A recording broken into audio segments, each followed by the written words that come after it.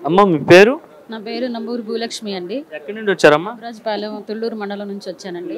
రాజధాని ప్రాంతం. ఏంటమ్మా ఏ సమస్యతో బాబు గారిని కలవడానికి వచ్చారు మీరు? మాది ఎకరం 60 సెంట్లు అండి. మాకు 14/1 సర్వే నెంబర్లో అబ్రాజ్పాలెం.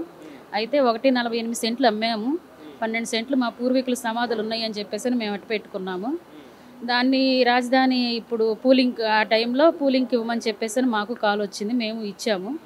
ఇచ్చిన తర్వాత ఒక 4 మంత్స్ ఆగిన తర్వాత మాకు 9.7 ఫామ్ అని చెప్పేసి ఇచ్చారండి.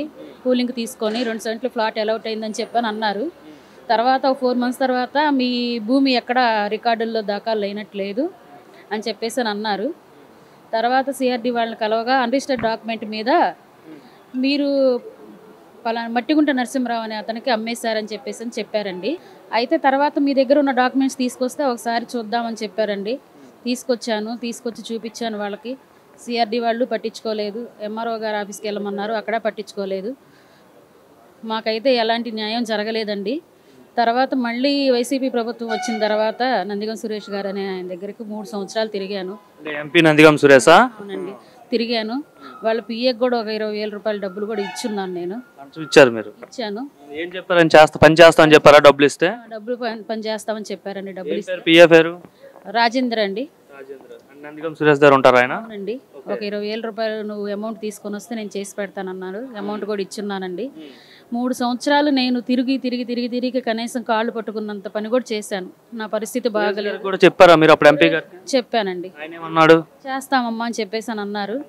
మాకైతే ఎలాంటి న్యాయం చేయలేదండి.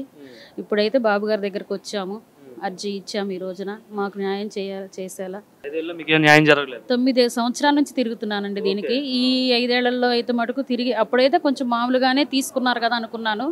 తర్వాత ఈ 5 సంవత్సరాలు వైసీపీ ప్రభుత్వంలో మటుకు చాలా సార్లు తిరిగానండి, 100 సార్లు తిరిగాను. అయినా నాకు ఎలాంటి న్యాయం జరగలేదండి.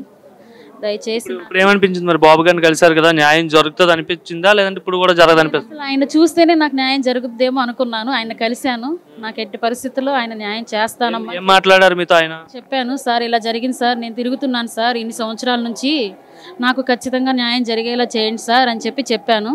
నేను చూస్తానమ్మా, ఖచ్చితంగా చేస్తానని చెప్పాను. భరోసా ఇచ్చారు సార్. నా పేరు లక్ష్మి. నాది కర్నూలు జిల్లా ఆలేరు మండలము కామినహల్ గ్రామము. నాన్న విఆర్ఏగా పనిచేస్తూ పిడుగుబడి చనిపోయింది. నాకు ఎక్కడ పోయినా న్యాయం జరగట్లేదు. మా తమ్ముడు నాకు అడ్డం వస్తున్నాడు. DT madam, MRO madam, collector sir అంతా అక్కడే న్యాయం చెప్తున్నారు. నాకు ఎవరు న్యాయం చేసేవాళ్ళు లేరని సార్ని కోరడానికి వచ్చాను. సార్ని కలిసేది ఫస్ట్ టైం కాబట్టి నాకు ఇక్కడ న్యాయం చేయాలని కోరుతున్నాను సార్.